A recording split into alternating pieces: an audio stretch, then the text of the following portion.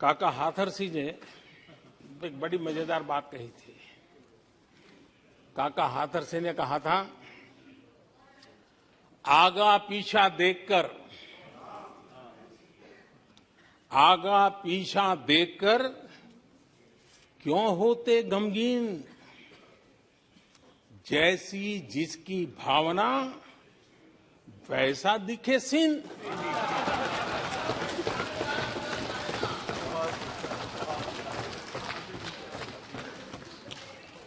आदरणीय अध्यक्ष जी, आखिर ये निराशा भी ऐसे नहीं आई है।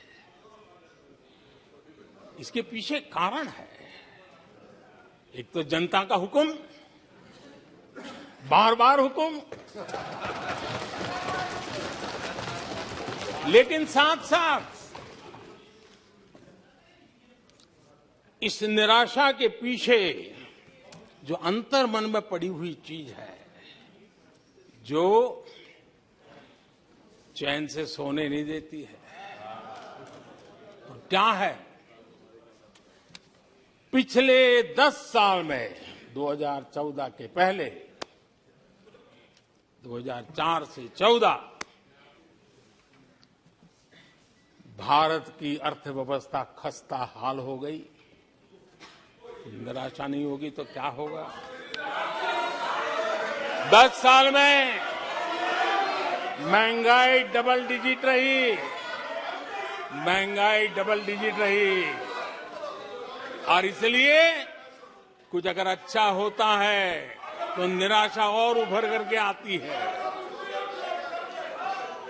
और जिन्होंने बेरोजगारी दूर करने के वादे किए थे,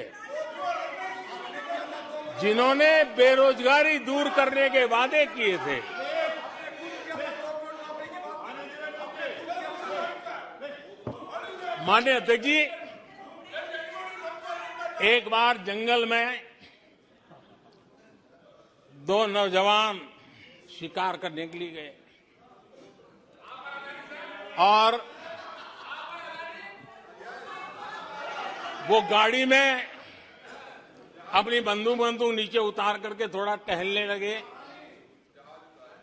उन्होंने सोचा कि थोड़ा अभी आगे चलना है तो थोड़ा जरा हाथ पैर ठीक कर ले,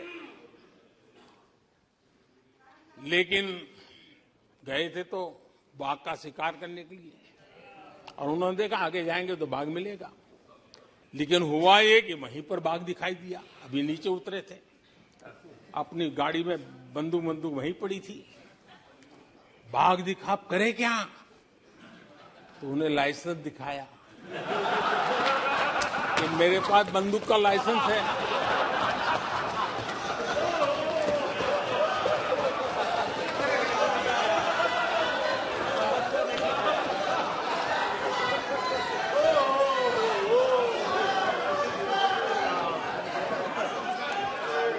इन्होंने भी बेरोजगारी दूर करने के नाम पर एक कानून दिखाया, वो कानून बना दिया है। अरे देखो, कानून बना दिया है। ये इनके तरीके हैं, पल्ला झाड़ दिया। 4 से 14 आजादी के इतिहास में सबसे घोटालों का दशक रहा, सबसे घोटाला।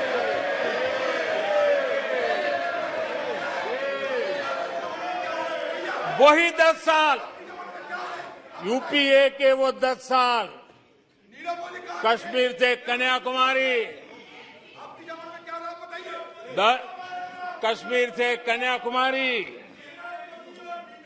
भारत के हर कोने में आतंकवादी हमलों का सिलसिला चलता रहा। 10 साल हर नागरिक असुरक्षित था। चारों तरफ यही सूचना रहती थी कि कोई अनजानी चीज को हाथ मत लगाना, अनजानी चीज से दूर रहना, वही खबरें रहती थी। 10 साल में जम्मू कश्मीर से लेकर नॉर्थ ईस्ट तक हिंसा ही हिंसा देश का शिकार हो गया था। उस 10 साल में भारत की आवाज ग्लोबल प्लेटफॉर्म पर इतनी कमजोर थी कि दुनिया सुनने तक तैयार नहीं। आदरणीय अध्यक्ष जी, इनकी निराशा का कारण ये भी है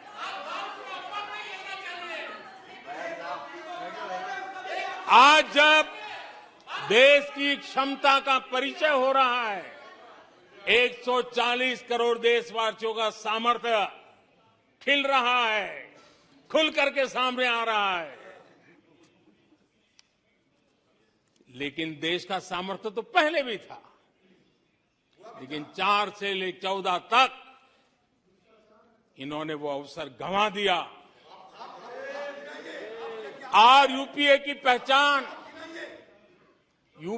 पहचान बन गई, हर मौके को मुसीबत में पलट दिया, हर मौके को मुसीबत में पलट दिया। जब टेक्नोलॉजी इंफॉर्मेशन का युग बड़ी तेजी से बढ़ रहा था, उछल रहा था, उसी समय ये 2G में फंसे रहे,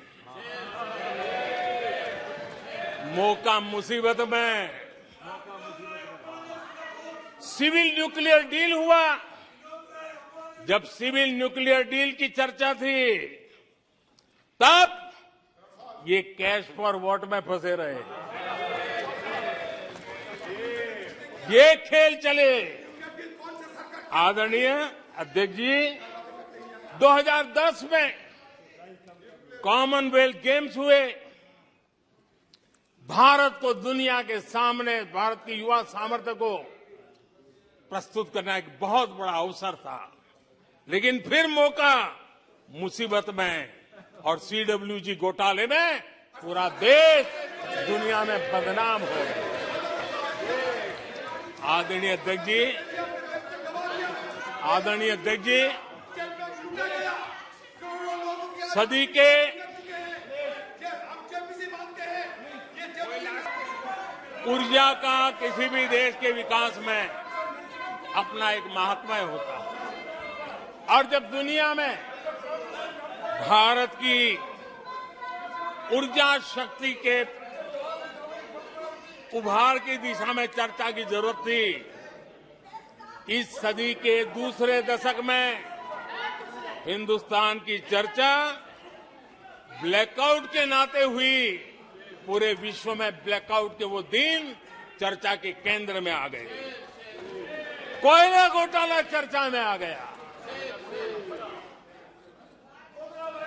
आदरणीय अध्यक्ष जी, देश पर इतने आतंकी हमले हुए, 2008 के हमलों को कोई भूल नहीं सकता है, लेकिन आतंकवाद पर सीना तान कर, आंख में आंख मिला करके हमले करने का सामर्थ्य नहीं था। उसे चुनौती को चुनौती देने की ताकत नहीं थी, और उसके कारण आतंकवादियों के हौसले बुलंद होते गए, और पूरा देश 10 साल तक खून बहता रहा मेरे देश के निर्दोष लोगों का। वो दिन गए थे। आदरणीय अध्यक्ष जी, जब LAC भारत के सामर्थ्य की ताकत का अवसर रहता था, उस समय डिफेंस डील को लेकर के हेलीकॉप्टर घोटाले और सत्ता को कंट्रोल करने वाले लोगों के नाम उसमें चिन्हित हो गए। आदरणीय अध्यक्ष जी, जब देश के लिए जरूरत थी और निराशा के मूल में ये चीजें पड़ी हुई है, सब उभर करके आ रहा है। आदरणीय अध्यक्ष जी, इस बात को हिंदुस्तान हर पल याद रखेगा कि 2014 के पहले का जो दशक था, द लॉस्ट डेकेड के रूप में जाना जाएगा, और इस बात को इनकार नहीं कर सकते कि 2030 का जो दशक है, ये इंडियाज डेकेड है। पूरे विश्व के लिए